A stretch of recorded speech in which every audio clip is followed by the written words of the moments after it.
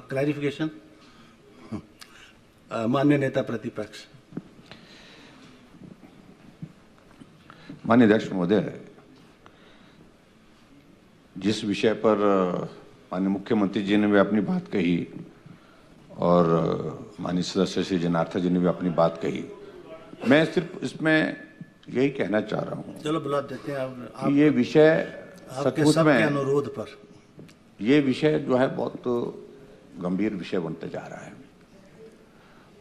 और इस विषय को गंभीरता की तरफ जिस तरह से जा रहा है उस तरह से ये कानून व्यवस्था का एक बहुत बड़ा मुद्दा ये शिमला शहर के अंदर नहीं पूरे प्रदेश में भी बन सकता है।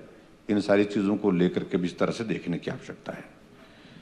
अध्यक्ष महोदय, ये जो स्ट्रीट वेंडर का जो जिक्र किया है, हमने अपनी गवर्नमेंट के दौरान ये प्रयास किया था, क्योंकि बहुत आसानी से हिमाचल प्रदेश में बाहर का कोई आदमी आता है वो पहचाना जाता है, मालूम पड़ जाता है यहाँ का नहीं है, आने के लिए किसी को रोक नहीं है।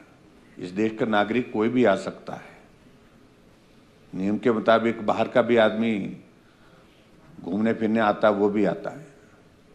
लेकिन जिस प्रकार से एकदम जो है ये बहुत बड़ी तादाद में ऐसे लोगों का आना जिनको हम जानते नहीं हैं, वो कहाँ रहते हैं ये भी मालूम नहीं है और उनकी पृष्ठभूमि क्या है, बैकग्राउंड क्या है ये भी मालूम नहीं है।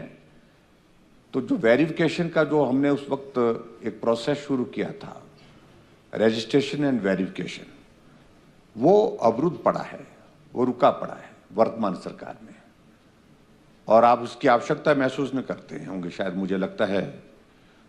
और दूसरी बात तो हमको थोड़ा कई बार बोलने में भी एहतियात बरतनी चाहिए। जिस प्रकार से मैं क्षमा चाहूँगा, मैं जिक्र कर रहा हूँ, माननीय मुख्यमंत्री जी ने सरकार बनने के बाद थोड़ा एक जिक्र किया कि 97% हिंदू के इस प्रदेश में मैं हिंदूवादी पार्टी को हरा करके आया हूँ, हम हरा करके आए। ऐसी चीज़ों से कुछ लोगों को जो है उत्साह मिलता है गलत काम करने का। उनको लगता है कि हमारे लिए प्रोटेक्शन है, हमारे लिए बोला जा रहा है, हमारे लिए सोचा जा रहा है। तो ऐसी सूरत में मुझे लगता है कि ये स्थिति और ज़्यादा आगे बढ़ जाती है और ये जो घटना घटित हुई है इसका डिस्पोजल जल्दी करना चाहिए। ये लंबी तारीखें देते देते बहुत लंबा प्रोसेस हो गया। इसको रूटीन का मसला मत सोचिए आप, या आप सोचेंगे कि भाई हिमाचल प्रदेश में जो अनऑथराइज्ड कंस्ट्रक्शन है वो लंबे समय से चल रहा है, लंबे समय से केस चल रहे हैं। वो एक इंडिविजुअल विषय हो सकता है किसी का अनऑथराइज्ड कंस्ट्रक्शन का, जिसका कोई घर अनऑथराइज्ड तरीके से बना है, लेकिन ये कम्युनिटी से जुड़ गया है, ये विषय ये समाज से जुड़ गया है, ये प्रदेश के बहुत बड़े वर्ग की भावनाओं से जुड़ गया है ये विषय। इसलिए सारे विषय को अलग तरह से देखने की आवश्यकता है। आप इसको हल्के में मत लीजिए, जो भी करना है इसका फैसला करना चाहिए और नियम के मुताबिक कार्रवाई करनी चाहिए और नियम के मुताबिक कार्रवाई के लिए समय लंबा नहीं। और ये जो आप बोल रहे हैं कमेटी कॉन्स्टिट्यूट करेंगे, ये करेंगे, वो करेंगे, ये सारी चीजें समय टाइम गेन करने के लिए है।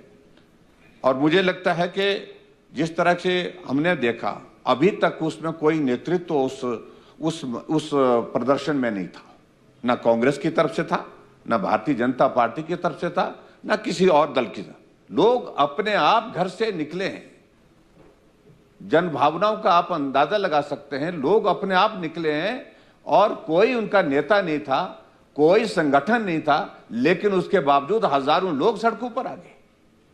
ऐसी सूरत में इस सारे विषय को बहुत अलग तरह से देखने की आवश्यकता है, इसकी गंभीरता को समझने की आवश्यकता है और जो अनऑथराइज्ड कंस्ट्रक्शन बाकी पूरे प्रदेश भर में हुई है उसका दायरा अलग है, उसका एक अलग तरह का तरीका हो सकता है सोचने का, मानने का। लेकिन इस प्रकार से इस सारे मामले को बहुत अलग तरह से देखने की आवश्यकता है, ये मैं माननीय मुख्यमंत्री से कहना चाहूंगा।